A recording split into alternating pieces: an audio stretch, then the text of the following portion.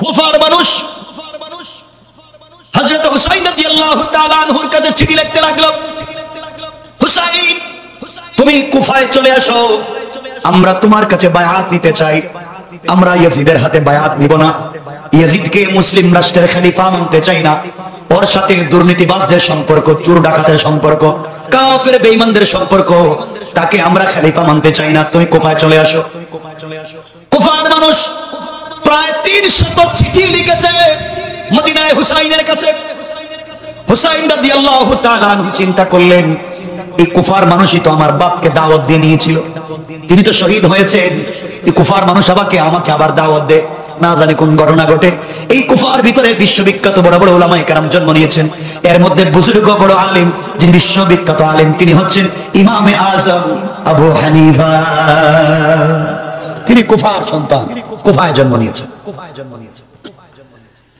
হুসাইন চিন্তা করলেন, আগেকার সময় তো কম্পিউটার ছিল না, আগেকার সময় এইভাবে ইলেকট্রনিক মিডিয়া, প্রিন্ট মিডিয়া বলতে কিচ্ছু ছিল না। তিনি বললেন, চিন্তা করলেন, দেখি তো সত্যিকার অর্থে কুফার মানুষ কি আমাকে চায় খলিফা হিসাবে। এই জন্য তিনি তার চাচাতো ভাই মুসলিম বিন আকিলকে পাঠালেন, যাও মুসলিম বিন আকিল, তুমি কুফায় পৌঁছে যাও, কুফায় গিয়ে দেখো কুফার মানুষ কি সত্যি ইয়াজিদকে মানতে চায় কিনা, ওরা আমার কাছে বায়াত নিতে চায় কিনা। ওরা যদি আমার কাছে বায়াত নিতে চায়, তুমি চিঠি দিয়ে আমাকে জানাইয়া দাও, আমি কুফায় চলে আসবো। আমি চাই নবীজি যেইভাবে ইসলাম রেখে গিয়েছেন, 4 খলিফা যেইভাবে দিন রেখে গিয়েছেন, আমি হুসাইন টাকা পর্যন্ত এই দিনকে বিকৃত হতে দিতে পারি না। মুসলিম বিন আকিলকে পাঠিয়ে দিলেন কুফায়। মুসলিম বিন আকিল কুফায় পৌঁছে গেলেন। যাওয়ার পরে দেখেন কুফার মানুষ হুসাইনকে চায়, কুফার মানুষ আহলে বায়াতের ভক্ত। তিনি চিঠি লিখলেন, ভাইজান আপনি কুফায় চলে আসেন, হাজার হাজার কুফার মানুষ তো মদিনায় গিয়ে বায়াত নিতে পারবে না, বরং আপনি একা যদি চলে আসে, হাজার হাজার মানুষ আপনার জন্য অপেক্ষায় আছে, বায়াত নিতে চায়, আপনি চলে আসেন। চিঠি লিখে দিলেন, চিঠি পৌঁছে গেল হযরত হুসাইন রাদিয়াল্লাহু তাআলা আনহুর কাছে। চিঠি পৌঁছে গেল। নিজের ভাইয়ের চিঠি পাওয়ার পরে তিনি মদিনার মুসলমানদেরকে বললেন, শোনো আমি কুফা যাচ্ছি।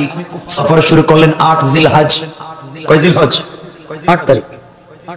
জিলহজের 8 তারিখ মদিনা থেকে বের হচ্ছেন হযরত হুসাইন, কুফায় যাবে, ইয়াজিদের হাত থেকে মুসলমানদেরকে রক্ষা করবেন। এরপরও তিনি স্যাক্রিফাইস করতে চান না, বের হয়ে গেলেন। সাথে তিনটা রিওয়ায়াত, কেউ বলেছেন 300 মানুষ, কেউ বলেছেন 200। সঠিক রিওয়ায়াত হলো হুসাইনের সাথে মুসলমান ছিলেন মাত্র 72 জন। 72 জন মুসলমান নিয়ে বের হয়ে গেলেন কুফার দিকে।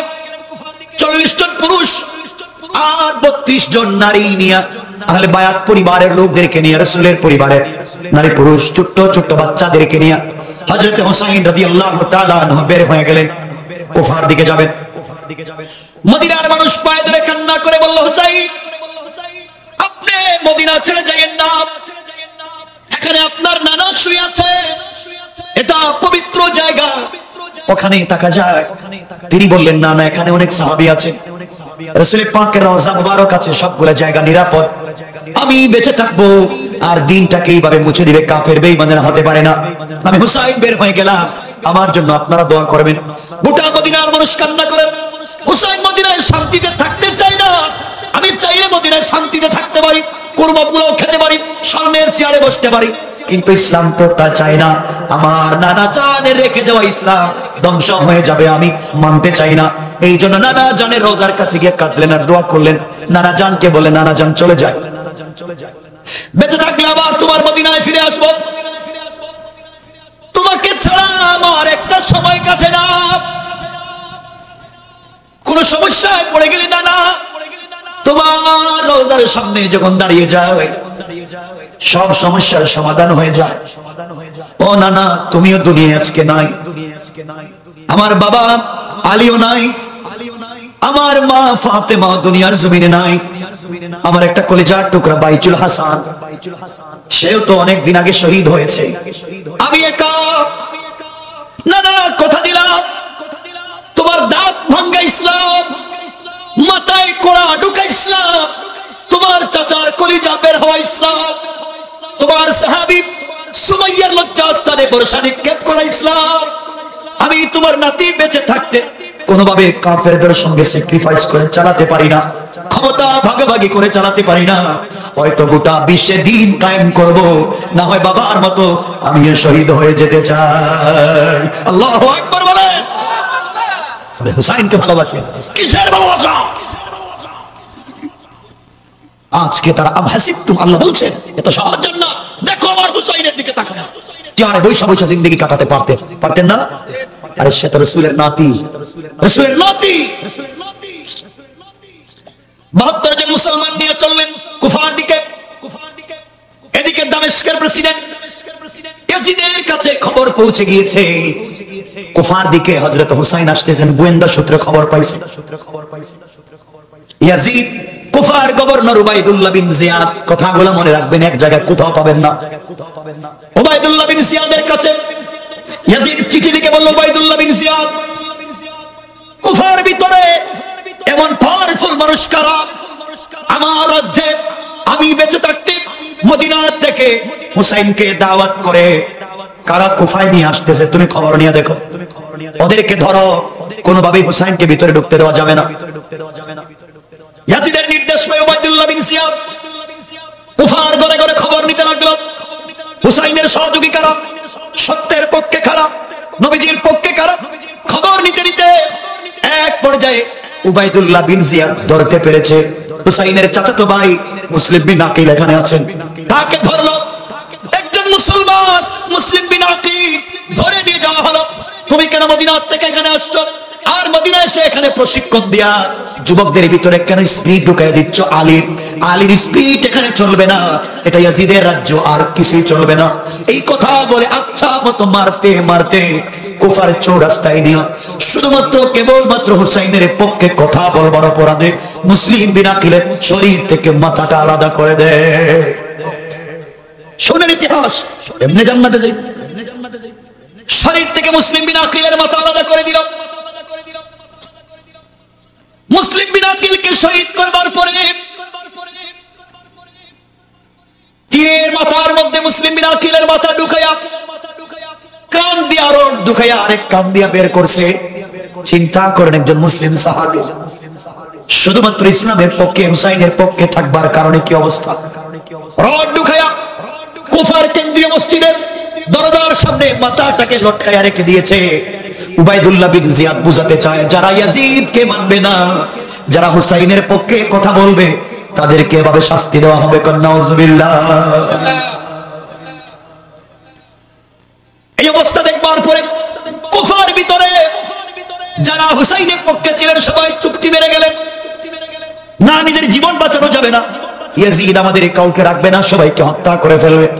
মুসলিম বিন আকিল আবার চিন্তা করলো, কারা উবাইদুল্লাহ বিন জিয়াদ চিন্তা করলো কারা মুসলিম বিন আকিলকে এখানে আনছে। ঘর তালাশ করতে লাগলো, যারা হুসাইনের পক্ষে মুসলিম বিন আকিলকে জায়গা দিয়েছে তাদের ঘরে ঢুকে ঢুকে যুবকদের কিনে জবাই করে ছেড়ে দিচ্ছে। আজ ইসলামের পক্ষে থাকবার কারণে কিছু যুবকদেরকে রাত্রে বেলা মেরে ফেলা হয়।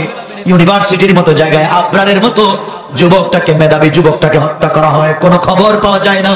যেই দেশে বড় বড় চিকিৎসকেরা, বড় বড় আলেম মারা গেলে কোনো খবর পাওয়া যায় না, আর চোর ডাকাতেরা জামায়া ধরে বাংলাদেশে বসবাস করে।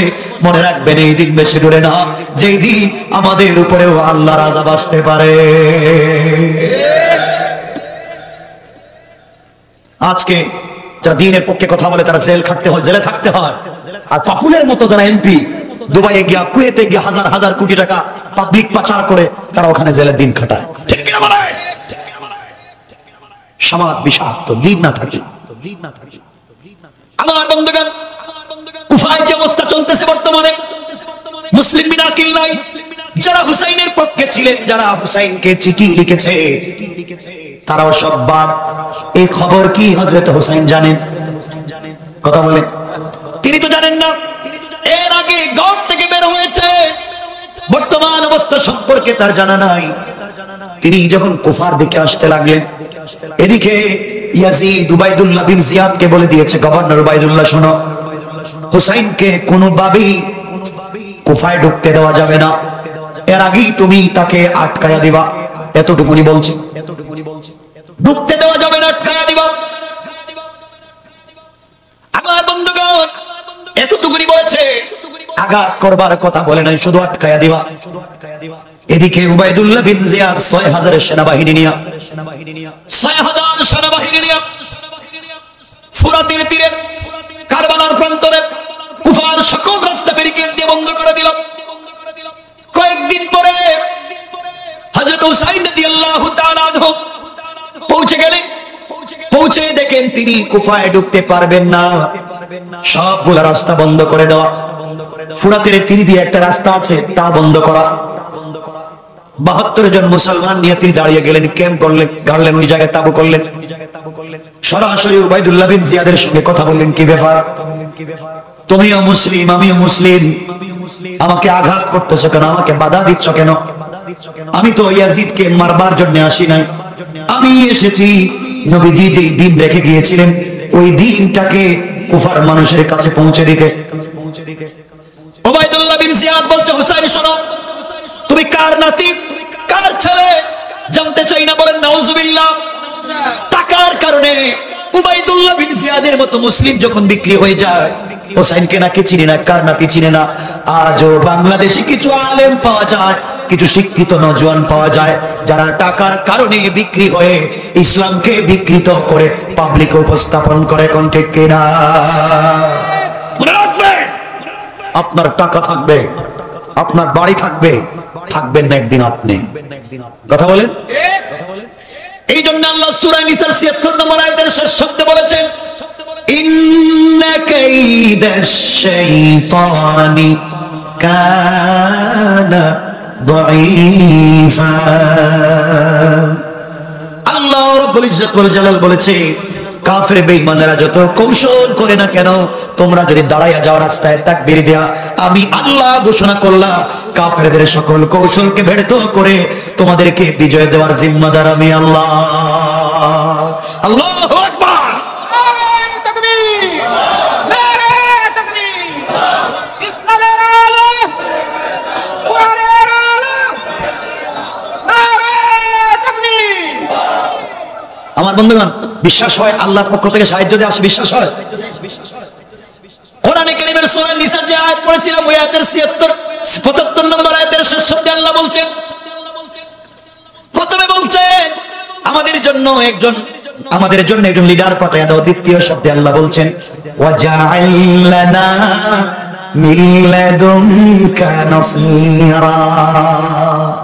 আল্লাহ শুধু লিডার আর নেতা দিয়ে হবে না, সাহায্য লাগবে। তুমি বদরে রাসূল পাককে নেতা বানিয়েছো, এরপরও সাহায্য দিয়েছো, তুমি আজকেও আমাদেরকে শুধু নেতার লিডার দিলে হবে না, তোমার সাহায্য লাগবে। আল্লাহ বলছেন, গোলাম তুই রাস্তায় নেমে যা, মিন হাবলিল ওয়ারিদ, আল্লাহু আরশ ইস্তাওয়া, আমি তো আরশে আজিমে থাকি, তুই রাস্তায় নেমে যা, আরশে আজিমে থাকবো না, তোর গলার রগের চাইতে কাছে হাজির হয়ে যাব। শুধু কোরআন শিখলেন। কষ্ট হচ্ছে আমার কোথায়? রাত্রে 11টা বাজে। আপনাদের কষ্ট হচ্ছে বুঝতেছি। একটু হাত দেখান তো, কার কার কষ্ট হচ্ছে না? হচ্ছে না বলছি, সবাই হাত ওঠান। মাশাআল্লাহ, সবাই আওয়াজ করে বলেন নারে তাকবীর। এত মানুষের এই আওয়াজ, চিৎকার করে বলেন নারে তাকবীর। আল্লাহু আকবার। ইসলাম, ইসলাম। হাত নামান। আমার বন্ধুগণ, স্পিড লাগবে। বলতেছিলাম হযরত হুসাইনকে আটকায় দেওয়া হয়। আল্লাহ বুঝাতে চাচ্ছেন আমার তেলাওয়াতকৃত আলোচনা আয়াতে, কিরে তোমরা নাকি নামাজ পড়া আর মসজিদের কর্নারে তাসবিহ পড়ে জান্নাতে চলে যাবা, আম হাসিবতুম আন তাদখুলুল জান্নাহ। এটা সহজ। আমার হুসাইনের দিকে তাকাও, স্বর্ণের চেয়ার ছেড়ে দিয়েছে, নানা জানের রওজা ছেড়ে দিয়েছে, সব ছেড়া যে দিন জিন্দা করবার জন্য কুফায় চলে গেছে। তুমি দিন জিন্দার আন্দোলন করতে পারো না, খবর আছে। কথা বলেন না কেন? তো সহজ জান্নাত। হযরত হুসাইন বললেন, কি ব্যাপার, আমাকে বাধা দিচ্ছ কেন? তাই কুফায় যাইতে দাও। উবাইদুল্লাহ বিন জিয়াদ বলছে, হুসাইন রে, তোমাকে কুফায় যাইতে দেওয়া যাবে না, একটা শর্তে তোমাকে যাইতে দেওয়া হবে। তুমি ইয়াজিদকে খলিফা মানো, ইয়াজিদের হাতে বায়াত নাও। এই কথা বলতে দাঁড়িয়ে গেলেন। আরে যার শরীরে বিশ্বনবীর রক্ত, যার শরীরে হযরত আলীর রক্ত, যার শরীরে হযরত ফাতেমার ব্লাড, তারা তো কাফেরের সামনে, মুনাফিক মুসলমানদের সামনে মাথা নিচু করতে পারে না।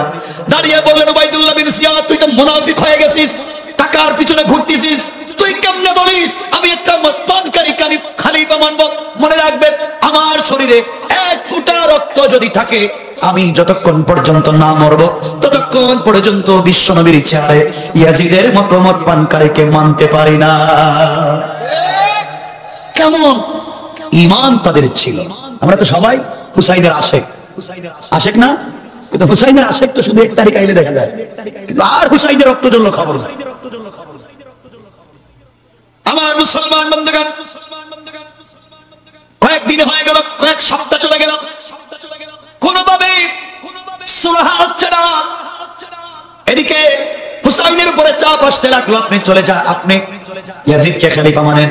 হযরত হুসাইন 4টা প্রস্তাব করলেন, ভাই শোনো, তোমরাও মুসলিম, আমিও মুসলিম, আমি চাই না এই রাষ্ট্রের ভিতরে রক্তপাত হোক। তোমাদের কাছে আমি 4 জিনিসের আবদার করলাম। 1 নম্বর, তোমরা আমাকে কুফায় যাইতে দাও, তোমাদের সঙ্গে আমার যুদ্ধ নাই, তোমাদের সঙ্গে মারামারি নাই, তোমাদের সঙ্গে ভেদাভেদ নাই, তোমরা যা ভাল লাগে করো, আমাকে যাইতে দাও, নবীজির মিশনটাকে জিন্দা করতে দাও। মনে রাখবা, মনে রাখবা, তুমিও যখন দ্বীনের দাওয়াত দিবা, তোমাকেও কিছু লোক বাধা দিবে, আটকে গেলে হবে না, থমকে গেলে হবে না, দমে গেলে হবে না, মঞ্জিল পর্যন্ত পৌঁছা লাগবে। তারা বলল না, 1 নম্বর প্রস্তাব মানি না, আপনাকে কুফায় যাইতে দেওয়া হবে না। তিনি বললেন 2 নম্বর প্রস্তাব, তোমরা আমাকে মদিনায় যাইতে দাও, যেই মদিনা থেকে আমি এসেছি আমাকে মদিনায় যাইতে দাও, তোমরা যা ভাল লাগে করো। উবাইদুল্লাহ বিন জিয়াদ বলছে, তোমার প্রস্তাব মানতে পারলাম না, তোমাকে মদিনায় ব্যাগ দিতে দিব না। 3 নম্বর প্রস্তাব দিলেন, তোমরা আমাকে তুরস্কের রাস্তা দেখায় দাও, তোমরা আমাকে ভিন্ন কোন রাস্তা দেখায় দাও, আমি তায়েফ, আমি কুফায় যাব না, আমি মদিনায় যাব না, আমি ওই জায়গায় থাকবো না, চোখ যেদিকে যায় আমি সেই দিকে চলে যাব, তোমাদের দেশে আমি থাকবো না। এরপরেও তোমরা আমাকে চাপ দিও না ইয়াজিদকে মানবার জন্য, আমি দেশ ছেড়ে চলে যেতে পারি, এরপরেও ইয়াজিদকে মানতে পারবো না। চিন্তা করেন, চিন্তা করেন, একজন মদপানকারীকে মানতে পারেন না, প্রয়োজনে দেশ ছাড়বেন। উবাইদুল্লাহ বিন জিয়াদ বলছেন, না, কুফায় যাইতে দিব না, মদিনায় যেতে দিব না, অন্য কোথাও যাইতে দিব না।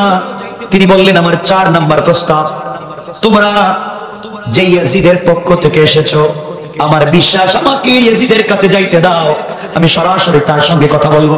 আমার মনে হয় সরাসরি কথা বললে অনেক সমস্যার সমাধান হবে।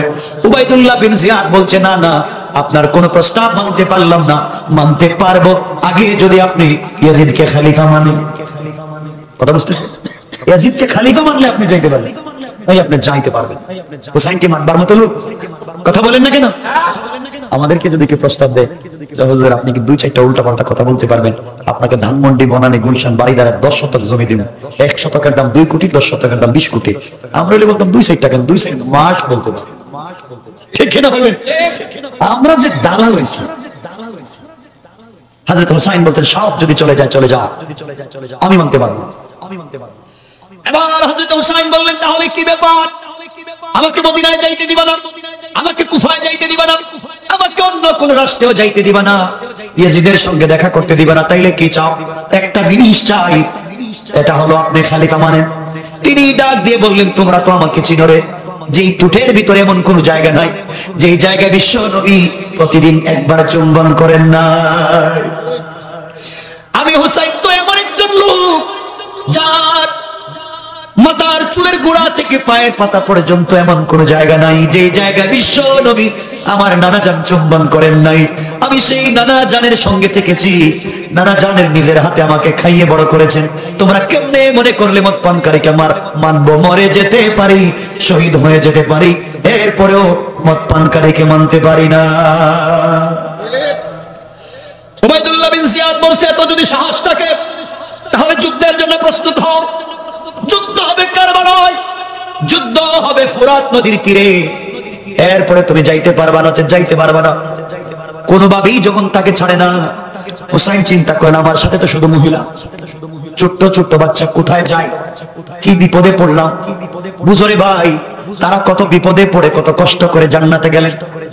আমার হাসিবতু মান তাদখুলুল জান্নাহ, সহজ জান্নাত, সহজ কথা বলেন না কেন? সহজ। দুই পীরের কাছে মরি না, পাবলিক দুই পীরের কাছে মরি না। এই পীর জান্নাতে না যাইতে পারলে এই পীর নিয়ে যাবে। তোমার সব পীরগুলোই তো জাহান্নামে যাইতে পারে, ঠিক কিনা বলে? বাংলাদেশে তো বাবার অভাব নাই, আসেনি, খালি বাপ আর বাপ। বাংলাদেশে শুধু বাবা, পীর আর পীর। বাবা দেওয়ানবাগি আছে না এলাকায়, আছে রাজার বাগি, আটরশি, সব আছে। বাবা সবগুলো জাহান্নামে, মুখে দাঁড়িয়ে না, নামাজ পড়ে না, মুখ থেকে কাঁচা মদের গন্ধ বের হয়। ওরা মুরিদ করেছে যাদেরকে, ওরাও জাহান্নামী, পীরগুলো জাহান্নামী, ঠিক কি বলেন? আপনি নিজে জান্নাতে যান, রাসূল পাক নিজের মেয়েকে বলছেন, ইয়া ফাতিমা আনকিজি নাফসাকা মিনান নার।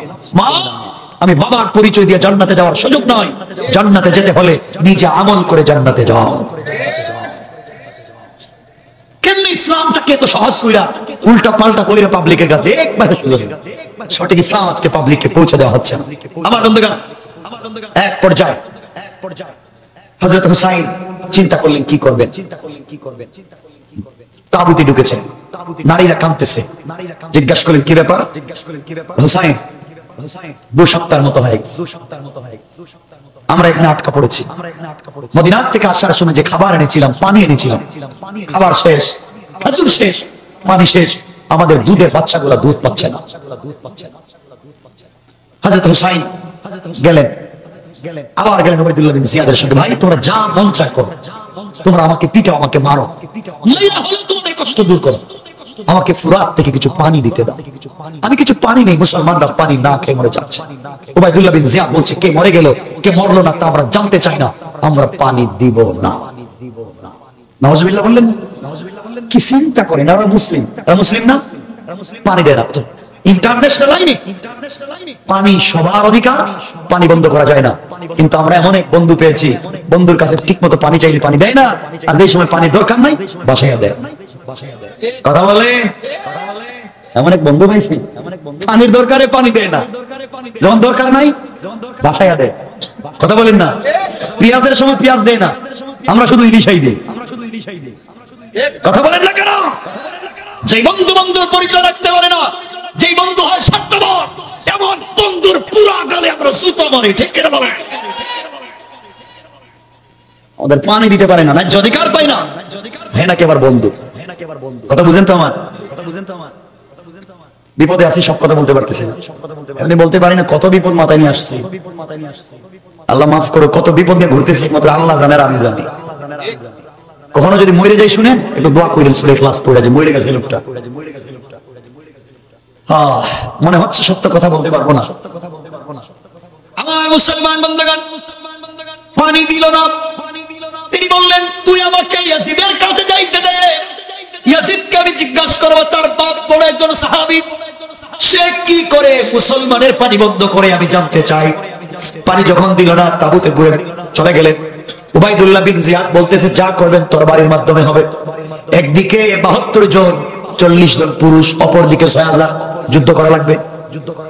6000 পাবলিক যদি মার্চ করে, মার্চ হেঁটে যায়, 40 জন তো পায়ের নিচে পড়ে মরে যাবে। কথা বলেন না কেন? হযরত হুসাইন ফজরের সালাত পড়ে 40 জন যুবক মুসলমানদের কিনে বসছেন, সবাই তো রাসূলের পরিবারের মানুষ। কি করা যায়? সবাই বলছে, হুসাইন আজকে 1 মাস হয়ে যাচ্ছে পানি নাই, জিহ্বা শুকায় যাচ্ছে, জানি এভাবে পানি পানি করে মরে যাব, পানি তো পাবো না, খাবার নাই, আমাদেরকে যেতেও দিবে না, পানিও দিবে না, আমরা এভাবে মরে যাওয়ার চাইতে আমরা জিহাদ করে শহীদ হয়ে যেতে চাই, আমরা জিহাদ করে শহীদ হব, এরপর ইয়াজিদকে মানবো না। কথা বুঝতে পেরেছেন? হযরত হুসাইন বললেন, তোমরা তো দুর্বল, 40 জন মাত্র মানুষ, ওরা 6000। আমার বন্ধুগণ, সকালবেলা ফজরের সালাত পড়ে 40 জন মুসলমান, কাফেরদের 40 জন মুসলমান ইয়াজিদ সৈন্যের বিরুদ্ধে যুদ্ধে নেমে পড়লেন। ফোরাতের তীরে একদিকে 6000, অপরদিকে মাত্র 40 জন যুদ্ধের ময়দানে নেমে পড়লেন। দীর্ঘক্ষণ পর্যন্ত, জোহর পর্যন্ত জিহাদ করলেন। জোহরের আগে 1 মাস থেকে না খাওয়া মুসলমান, পেটের ভিতরে খাবার নাই, পানি নাই, না খাওয়া মুসলমান 6000-এর সামনে কতক্ষণ টিকবে? জোহরের নামাজের আগে 40 জন মুসলমান শহীদ হয়ে গেলেন। কেউ আর নাই। হযরত হুসাইন এবার জোহরের নামাজ একা একা পড়লেন। একা একা নামাজ পড়ে আল্লাহর কাছে হাত উঠিয়ে দোয়া করে বলছেন, আল্লাহ আমার 40 জন বন্ধু শহীদ হয়ে গেছে, আমি আর বেঁচে লাভ কি? আল্লাহ তাআলা তোমার বন্ধুর দিন আর তোমার দিন জিন্দা করবার জন্য শহীদ হয়ে যেতে পারি, কিন্তু ভিতরে একটা কষ্ট, নানা জানের রওজা 1 মাস হয়ে গেল জিয়ারত করতে পারি না, নানা জানের রওজার সামনে যেতে পারি না। হযরত হুসাইন যোহরের পরে স্ত্রীর রুমে ঢুকলেন, স্ত্রীর তাঁবুতে ঢুকলেন। ঢুকিয়ে দেখেন মহিলারা অঝোর ধারে চোখের পানি ছেড়ে ছেড়ে গলা কাটা মুরগের মতো মাটিতে পড়ে লাফাইয়া কাঁদতেছেন। কোথায় যাবেন? শুধু মহিলা, আর দুধের বাচ্চা ছাড়া কেউ নাই।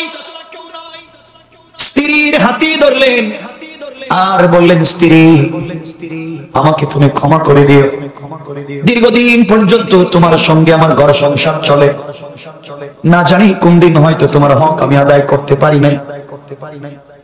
আমি জিহাদে চললাম, আমার 40 বন্ধু শহীদ হয়ে গেছে, আমি একা বেঁচে থেকে লাভ নাই, আমি কোনোভাবে ইয়াজিদকে মানতে পারি না। যে চেয়ারে আমার নানা বসেছে এই চেয়ারে ইয়াজিদকে আমি দেখতে চাই না, আমি মানতে পারবো না, আমাকে বিদায় দাও, ভুল হয়ে থাকলে ক্ষমা করে দিও। দুনিয়ায় যদি তোমার সঙ্গে আমার কোনোদিন দেখা না হয়, কিয়ামতের দিনই তোমার সঙ্গে আমার দেখা হবে। হযরত হুসাইন রাদিয়াল্লাহু তাআলা আনহু স্ত্রী ডাক দিয়ে বলছেন, কলিজার টুকরা স্বামী, আপনি জিহাদে চলে যাবেন, 40 বন্ধুর পথে আপনি শহীদ হয়ে যাবেন, আমার কোনো আপত্তি নাই। আপনি আপনার বাবার পথে শহীদ হয়ে যাবেন, আমার আপত্তি নাই। আপনি আপনার নানার দিনকে জিন্দা করবার জন্য কুরবানি হয়ে যাবেন, আমার আপত্তি নাই। কিন্তু আপনি জানেন আমার কুলে আপনার একটা বাচ্চা আছে, অবুঝ বাচ্চা, তার নাম হযরতে আসগর। আপনার একটা অবুঝ বাচ্চা আমার কুলে আছে, 1 মাস থেকে ঘরের ভিতরে খাবার নাই, পানি নাই, আমার বুকে কোনো দুধ নাই, বাচ্চা জিহ্বা বের করে দিচ্ছে পানি পানি করে। আপনার কাছে আজকে আমি কিছুই চাই না, স্বামীরে আমার বাচ্চাটাকে তোমার পায়ে ধরি 1 চামচ পানি দেয়। চিন্তা করো রে ভাই, 1 চামচ পানিও মুসলমানদের তাঁবুতে নাই। এত কষ্ট করে দিন জিন্দা করে গেলেন, তুমি কেমনে মনে করো তুমি যেভাবে চলে এটার নাম দিন? 1 চামচ পানি মুসলমানদের তাঁবুতে নাই। স্ত্রী ডেকে ডেকে বলছেন, স্বামীরে আমার বাচ্চাটাকে খুলে নিয়া তুমি যাও না ফুরাতের তীরে, অবুঝ বাচ্চাটাকে দেখলে হয়তো ওদের একটু দরদ লাগবে, 1 গ্লাস পানি দিবে, আমি বেশি কিছু চাই না, আমার বাচ্চাটাকে 1 ফোঁটা পানি দাও। হযরত হুসাইন রাদিয়াল্লাহু তাআলা আনহু ঘোড়ার পিঠে উঠলেন, সন্তান আসগরকে কোলে নিলেন, ফুরাতের তীরে তীরে চলে গেলেন। কাফের সব ইয়াজিদের সৈন্যরা তো ব্যারিকেড দিয়ে রেখে দিয়েছে, কাছে গিয়ে বললেন, বাইরে তোমরা আমাকে মারো কাটো আপত্তি নাই, তোমাদের যেভাবে ভালো লাগে আমার সঙ্গে ব্যবহার করা আপত্তি নাই। আমার কলিজার টুকরা না বালিক দেখো কুলের বাচ্চা আসগর, পানি নাই খাবার নাই মরে যায়, তোমাদের কাছে 1 গ্লাস পানি আমি ভিক্ষা চাই, তোমাদের কাছে 1 গ্লাস পানি ভিক্ষা চাই। উবাইদুল্লাহ বিন জিয়াদের সৈন্যরা বলছে, কে রে হুসাইন, তোকে আমরা চিনি না, ওরাও তো মুসলমান, হুসাইনকে নাকি চিনে না, কে মরে যায় কে বেঁচে যায় জানতে চাই না। হযরতে হুসাইন রাদিয়াল্লাহু তাআলা সন্তানটাকে এইভাবে তুলে ধরলেন, এই যে আমার বাচ্চাকে 1 গ্লাস পানি দাও, কুলের বাচ্চাটাকে মরতে দিও না, ওর তো কোনো দোষ নাই। এই কথা বলে বাচ্চাটাকে উঠাইয়া ধরলেন। ইয়াজিদের সৈন্যদের দিল গলল না, একটা তীর মেরে দিল, এমন জোরে তীর মারলো হযরতে আসগরের বুকে দিয়ে ঢুকে পিঠে দিয়ে বের হয়ে গেছে।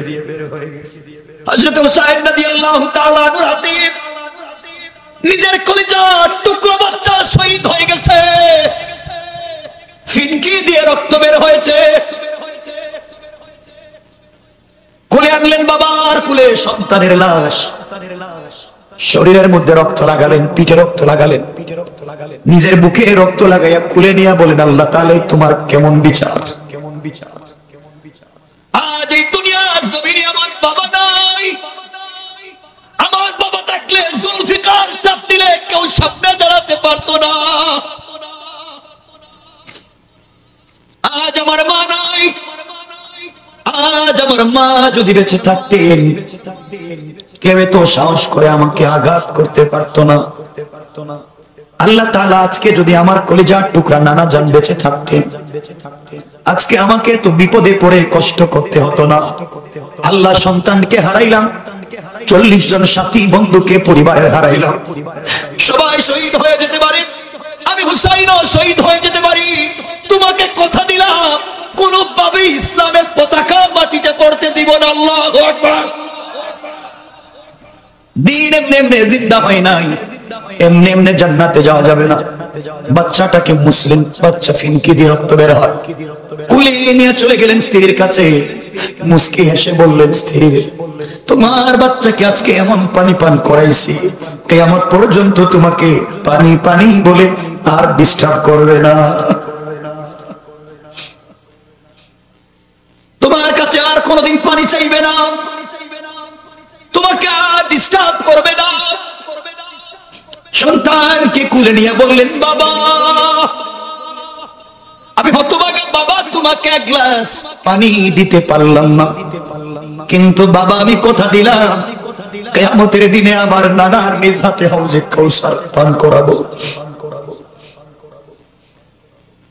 সন্তানকে কুলে দিলেন, সকল মহিলাদের কাছ থেকে বিদায় দিলেন, আর বললেন জাইনুল আবদিনকে দেখে রাখবা, আর তো কোনো সন্তান নাই। নবীর পরিবারের আর কোনো সন্তান নাই, শুধুমাত্র জাইনুল আবিদিন আছে, দেখে রাখবা, যদি বাইচা যায় তো আমার পথে দিয়ে দিবা, যে পথে আমি যাই, যে পথে বাবা গেছেন এই পথে দিবা, আর যদি সবাই মরে যায় আল্লাহর হাওয়ালা করে তোমাদেরকে রেখে দিলাম। সকল মহিলারা কাঁদতেছে, হুসাইনের স্ত্রী কাটা কবুতরের মতো মাটিতে পড়ে চিল্লা। একদিকে সন্তান শহীদ হয়েছে, অপরদিকে স্বামী চলে যাচ্ছেন। একজন যুবক, একজন পুরুষ মানুষ না, যারা আছেন সপ্ত মহিলা 32 জন। হযরত হুসাইন উঠলেন, সবার কাছ থেকে বিদায় নিলেন। সবাই বলতেছে, শুনো কি হয়েছে, তুমি ইয়াজিদকে মাইনা হয়তো আমরা এখন চলে যাই। হুসাইন বললেন, তোমরা শুনো, যা করেছি, যেই দিন রাসূল রেখে গিয়েছেন, যেই দিন আমার বাবা রেখে গিয়েছেন, ওই দিনকে আমি বেঁচে থাকতে কোন মদ পানকারীর হাতে উঠাইয়া দিতে পারি না। কেমন ইমান! কোমরের মধ্যে রুমাল আছে, একটা রুমাল ছিল, ছোট্ট রুমাল। এই রুমাল বিশ্ব নবী তারিখ ইবনে জারির তাবারিতে লিখেন, এই রুমাল বিশ্ব নবী সাল্লাল্লাহু আলাইহি ওয়াসাল্লাম নিজে ব্যবহার করতেন। তিনি ওই রুমাল কোমরে বাঁধলেন, বাবার জুলফিকার টান দিলেন, দুলদুলের উপরে উঠলেন, সবার কাছ থেকে বিদায় নিলেন। যোহরের পরে 10 মুহররম, কত মুহররম? বের হয়েছিলেন কয় তারিখ? 8 তারিখ। আজকে কয় তারিখ হয়েছে? 10 তারিখ। তাহলে কতদিন হলো? 1 মাস 2 দিন। 1 মাস 2 দিন খাবার নাই, পানি নাই। চিন্তা করেন, 1 মাস 2 দিন খাবার নাই, পানি নাই। সত্য ইতিহাস শোনাচ্ছি। ঘোড়ার পিঠে আরোহণ করলেন, 2 রাকাত সালাত আদায় করলেন, আর চিৎকার করে ডাক দিয়া বললেন, আল্লাহ। শেষবারের মতো নানা রোজার সামনে দাঁড়াইয়া সালাম দিতে পারলাম না। ও নানা, অনেক দূর থেকে আজকে তোমাকে আমি সালাম জানালাম। আজকে আমি অনেক দূরে, কারবালার প্রান্তরে। আমার বাবার কবরও এখানে নাই, আমার মায়ের কবরও নাই, আমার নানা জানের কবরও এখানে নাই, আমি একা। আরোহণ করলেন, বীর বিক্রমের সামনে চলতে লাগলেন। একদিকে 6000, অপরদিকে কয়জন? সবাই বলেন। এরপরও মাথা নত করে না। এর নাম ইসলাম। আল্লাহ বলছেন এই আয়াতে। কেন বলছি? এই আয়াতের তাফসিরে হানাফি মাযহাবের বড় ইমাম আল্লামা ইমাম আবু বকর জাসসাস আহকামুল কুরআনিল জাসসাসে আমি যে ঘটনা বলছি, ঘটনা বর্ণনা করে তিনি বলছেন, তোমরা কেমনে বিশ্বাস করো তোমরা জান্নাতে চলে যাবে, অথচ এখনো তোমাদের অবস্থা হুসাইনের মতো হয় না। কথা বলেন না কেন? সহজ জিনিসের নাম ইসলাম নয়। অনেক লম্বা, রাত্র হয়ে গেছে 11:30। আমি আর লম্বা করার দরকার নাই, আজকের মতো রেখে দিই। আলোচনা অনেক লম্বা, সামনে যাওয়া লাগবে না। 11:30 হয়ে গেছে, বসছি কখন আমি? 11:30 অনেক লম্বা হয়ে যেতেছে। শোনা কালে শেষ করেন, শেষ করেন। ওয়াজ তো করবো ঠিকই, কিন্তু কালকে তো কিচ্ছু মনে থাকবে না, সব দুনিয়ার ধান্দায় ভুলে যাবে।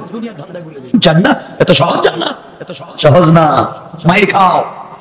আল্লাহ বলছেন ওয়ালাম্মা ইয়াতিকুম মাসালুল লাযিনা খালাউ মিন কাবলিকুম, তোমাদের আগে যারা গেছে এদের অবস্থা তোমাদের হয় নাই।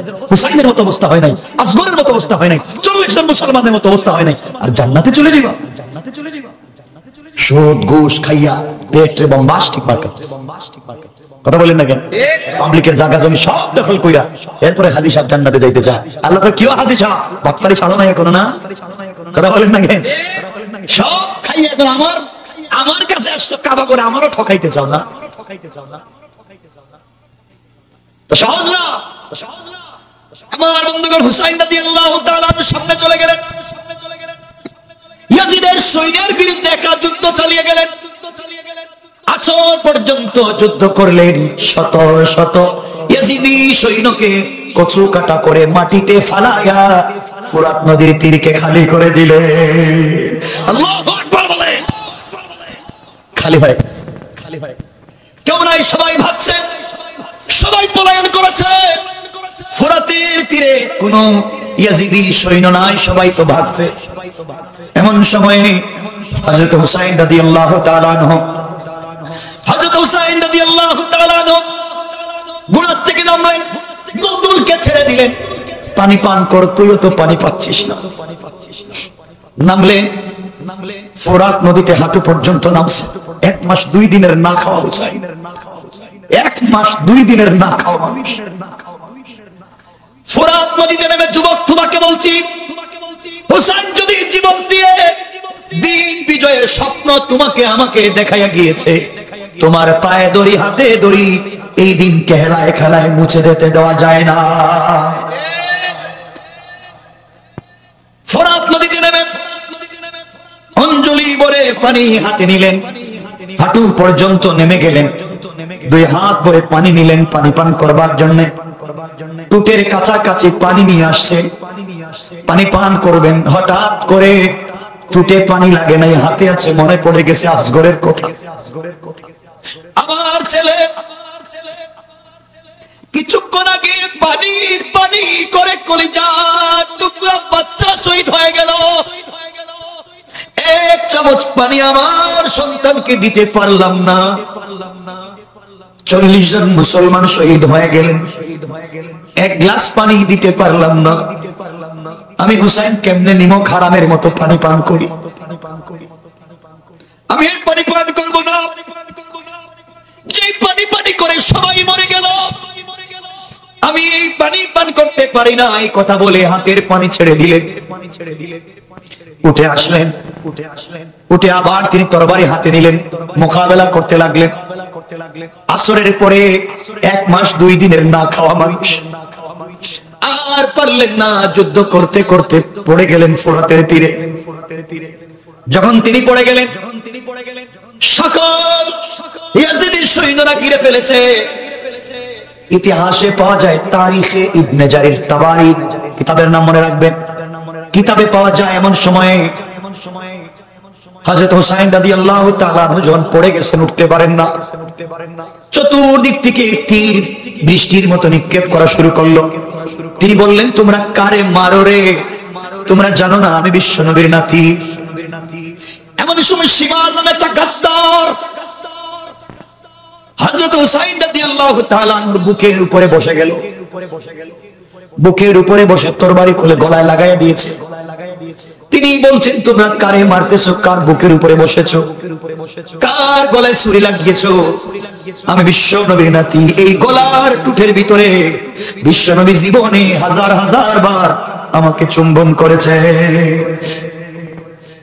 কোন কথা নাই।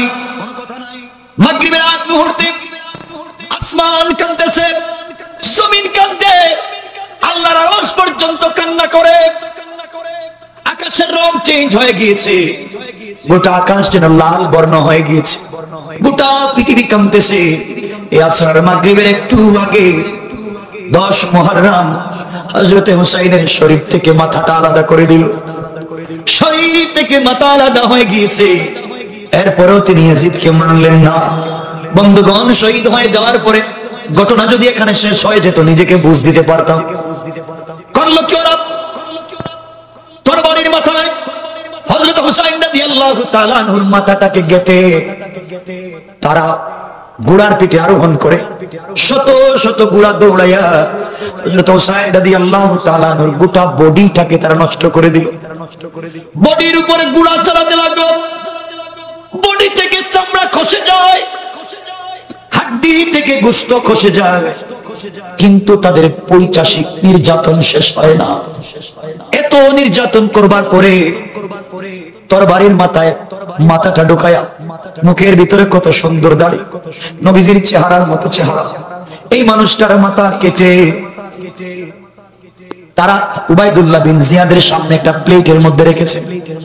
উবাইদুল্লাহ বিন জিয়াদ বসা চেয়ারে, আর বিশ্বনবীর নাতি সাইয়্যিদা শাবাবি আহলিল জান্নাহ, জান্নাতি যুবকদের সরদার হযরতে হুসাইনের মাথাটা রাখছে পায়ের কাছে। কত নিমক হারামের মতো বেয়াদবি করলো। বাইরে কেমনে ইতিহাসগুলা ভুলে যাও, কে বলছে তো সহজে জান্নাতে যাইবা? রাইখা উবাইদুল্লাহ বিন জিয়াদ তার হাতের লাঠি দিয়া হযরত হুসাইনের ঠোঁটের মধ্যে নাড়াচাড়া করে আঘাত করে। মনে হচ্ছে তিনি শহীদ হয়ে গেছেন, রক্ত দাড়িতে লাগানো, মাথায় লাগানো, মুখে লাগানো, কিন্তু ঠোঁট মনে হচ্ছে এখনো নড়তেছে। এমন সময় একজন বৃদ্ধ সাহাবী ওই জায়গায় বসা ছিলেন, হযরত যায়েদ। তিনি বললেন, উবাইদুল্লাহ বিন জিয়াদ, তোর বেয়াদবি অনেক দেখছি, কার মুখের মধ্যে লাঠি দিয়ে তুই আঘাত করতেছিস? তুই জানিস না আমার জিন্দেগিতে হাজার হাজার বার দেখেছি বিশ্ব নবী হুসাইনের ঠোঁটে চুম্বন করতেছে। আমার জীবনে কতবার দেখলাম এই ঠোঁটে বিশ্ব নবীর ঠোঁট লেগেছে, তুই তোর হাতের লাঠি দিয়ে আঘাত করতেছিস। আমার বন্ধুগণ, নিমক হারামের মতো কত ব্যবহার হলো। এরপরে তারা এই মাথাটাকে মসজিদের সামনে, কুফার বড় মসজিদের সামনে লটকায়া দিয়েছে, আর বুঝাতে চায় যারা ইয়াজিদকে মানবে না, হুসাইন না আরো বড় কেউ হলেও তাকে ছাড়া দেওয়া হবে না। কন্যা নাউজুবিল্লাহ। পরের দিন সকালবেলা সংকেত করে দিলাম, পরের দিন সকালবেলা 11 মুহররম হযরত উম্মে সালামা রাদিয়াল্লাহু তাআলা আনহা মদিনায় নিজের ঘরের সামনে বৈশা বৈশা বাচ্চাদের মতো কাঁদতেছে। মদিনার নারী পুরুষ জিজ্ঞাসা করে, মা উম্মে সালমা, আপনি কান্না করেন কেন, কি হয়েছে? উম্মে সালমা বললেন, মদিনার মানুষ তোমরা জানো না, এই যে রাত্র গেল, রাত্রবেলা আমি ঘুমেছিলাম, স্বপ্নে দেখি বিশ্বনবী আমার বাড়িতে আসছে। স্বপ্নে দেখি আমার নবী আমার বাড়িতে আসছে। নবীজির চুলগুলো উস্কো খুস্কো, পেরেশানিতে দেখা যায়। নবীজির চোখ থেকে পানি পড়তে, দাড়ি ভিজে যায়। আমার ঘরে ঢুকেছেন, আমি বললাম, ইয়া রাসূলুল্লাহ, ইয়া হাবিবাল্লাহ, আপনাকে তো পরিশান দেখায় কেন, আপনার চোখ থেকে পানি পড়তেছে কেন? বিশ্ব নবী বললেন, উম্মে সালামা রে, এই মুহূর্তে আমি আসছি ফুরাতের তীর কালবারার প্রান্তর থেকে। আমি দেখে এসেছি আমার নাতি কলিজার টুকরা হুসাইনকে নির্মমভাবে শহীদ করে দেওয়া হয়েছে। বরদাস্ত করতে পারলাম না, আমি বিশ্ব নবীর সহ্য হয় না। ও মদিনার মানুষ, এই স্বপ্ন দেখবার পরে আমি বুঝতে পেরেছি হুসাইন আর দুনিয়ার জমিনে না। আমার ভাইরা, কথা লম্বার সামনে যেতে চাই না, আপনাদেরকে শুধুমাত্র কেবলমাত্র বুঝাতে চাই, সহজ করে বুঝাতে চাই। জান্নাতে তো সহজ না।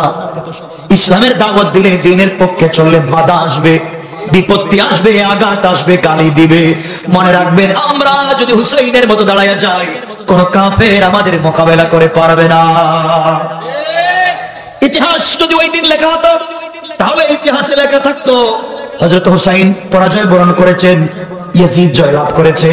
কিন্তু আজও ইতিহাস স্মরণাক করে লেখা, এই দুনিয়ার জমিনে লক্ষ কোটি কোটি হুসাইনি মুসলমান আছে, কিন্তু পৃথিবীর জমিনে একটা ইয়াজিদ কেউ মুসলমান নাম রাখে না। কোন কাফেরও নাম রাখে না। ঠিক কিনা বলেন? এবার যুগে যুগে তারা এইভাবে দুনিয়ার জমিন থেকে চলে যায়।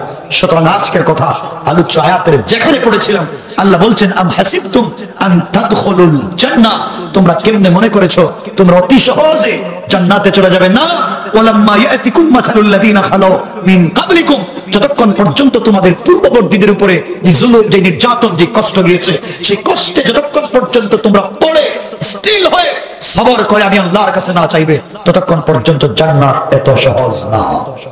কথা বুঝতে পারছি? সুতরাং আমার শেষ কথা মুসলমান বুঝাতে চাই, এই দেশ মুসলমানদের। কথা বলেন, কথা বলেন। আমরা হুসাইনি মুসলমান, ঠিক না?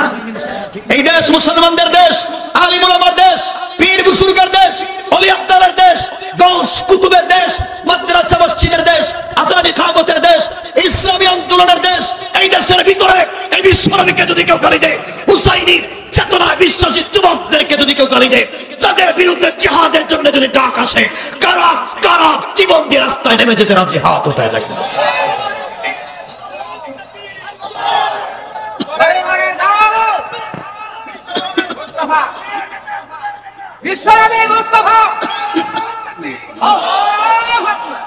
কথা এখানে রেখে দিলাম, আর সামনে যেতে চাই না।